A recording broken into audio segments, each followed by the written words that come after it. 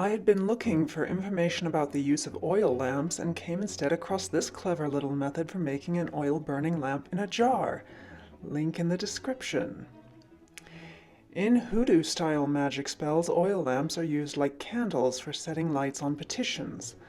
The lamp oil is mixed with conjure formulas and other magical ingredients in order to work its power.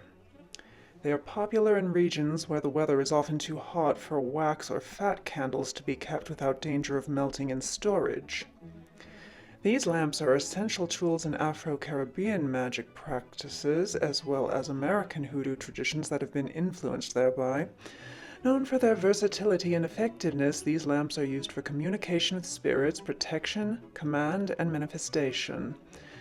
Their construction and use combine practical elements with deep symbolic significance, making them central to many rituals and spells. Their ability to burn various oils and wicks, combined with additional magical ingredients, allows practitioners to tailor lamps to their specific needs.